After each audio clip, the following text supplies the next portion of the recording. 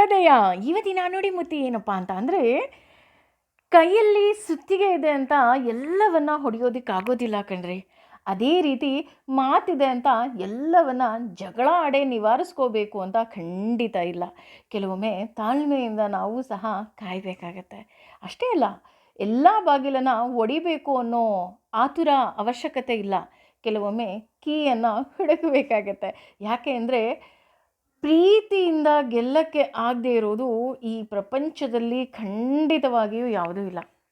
ಅಷ್ಟೇ ಅಲ್ಲ, ಪರಿಹಾರ ಇಲ್ಲ ಅನ್ನೋದಾದರೆ ಅದು ಸಮಸ್ಯೆನೇ ಅಲ್ಲ ಅಂತಲೂ ಸಹ ಹೇಳ್ತಾ ಹೋಗ್ತಾರೆ. ಯಾಕೆ ಅಂದರೆ, ಪರಿಹಾರ ಇದೆ ಅಂತ ಅಂತ ಅನ್ನೋದನ್ನು ಮಾತ್ರ ನಾವು ಸಮಸ್ಯೆ ಅಂತ ಪರಿಗಣಿಸ್ಬೇಕಂತೆ. ಅಷ್ಟೇ ಅಲ್ಲ, ನಮಗೆ ಸಮಸ್ಯೆಗಳು ಯಾಕೆ ಬರುತ್ತೆ ಅಂದರೆ, ಭಗವಂತ ನಮ್ಮ ಶಕ್ತಿಯನ್ನು ನಾವು ತೋರಿಸೋದಕ್ಕೆ, ಅಂದರೆ ನೀನು ಎಷ್ಟು ಬಲಿಷ್ಠವಾಗಿದೆಯಾ, ನಿನ್ನಲ್ಲಿ ಎಂತಹ ಅತ್ಯಮೂಲ್ಯವಾದಂತಹ ಆತ್ಮವಿಶ್ವಾಸ ಇದೆ, ಜ್ಞಾನ ಇದೆ ಅಂತ ತೋರಿಸ್ಕೊಡೋದಕ್ಕೋಸ್ಕರ ನಮಗೆ ಕಷ್ಟಗಳು ಕೊಡೋದು. ಅದರ ಜೊತೆ ನಮ್ಮ ಮಾತು ಹೇಗಿರಬೇಕಪ್ಪ ಅಂದರೆ, ನುಡಿದರೆ ಮುತ್ತಿನ ಹಾರದಂತಿರಬೇಕು ಅನ್ನೋ ಹಾಗೆ ನಗ್ತಾ ನಗ್ತಾ ಸದಾ ಎಲ್ಲರ ಬಳಿ ಸಂತೋಷವಾಗಿರಬೇಕು. ಬಿಕಾಸ್ ವಿ ಡೋಂಟ್ ನೋ ಎಷ್ಟು ದಿನ ನಾವು ಇರ್ತೀವಿ ಅಂತ.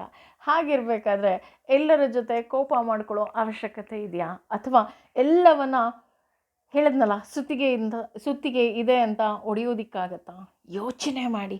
ಏಕೆ ಅಂತ ಅಂದರೆ, ಪ್ರೀತಿಯಿಂದ ಗೆಲ್ಲಕ್ಕಾಗದೇ ಇರೋದು ಈ ಪ್ರಪಂಚದಲ್ಲಿ ಯಾವುದೂ ಸಹ ಇಲ್ಲ. ಏನಂತೀರಾ? ಯೋಚನೆ ಮಾಡಿ. ಹಾಗೆ ನಿಮ್ಮ ಮಾತಿನಿಂದ ಯಾರ್ದಾದ್ರೂ ಮನಸ್ಸಿಗೆ ನೋವಾಗಿದ್ದರೆ ಇಂದೇ ಅವರ ಬಳಿ ನೀವು ಸಾರಿ ಕೇಳಿಬಿಡಿ. ಬಿಕಾಸ್ ಸಾರಿ ಕೇಳೋದ್ರಿಂದ ಅವರಿಗೆ ಎಷ್ಟು ಸಂತೋಷ ಆಗುತ್ತೋ ಗೊತ್ತಿಲ್ಲ.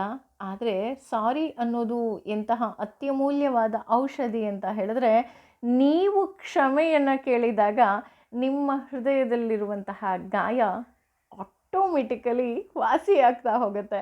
ಹಾಗಾಗಿ ನಾವು ಅಂದ್ಕೊಳ್ತಾ ಇದ್ದೀವಿ ನಾವು ಅವರನ್ನು ಕ್ಷಮಿಸ್ತಾ ಇದ್ದೀವಿ ಅಂತ. ಖಂಡಿತ ಇಲ್ಲ.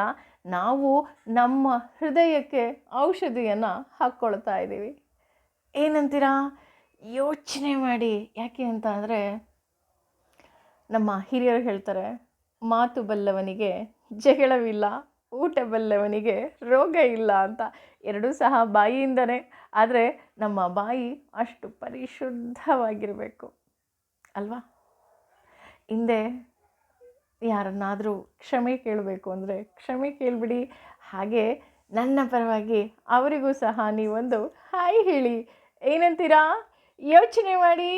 Thank you.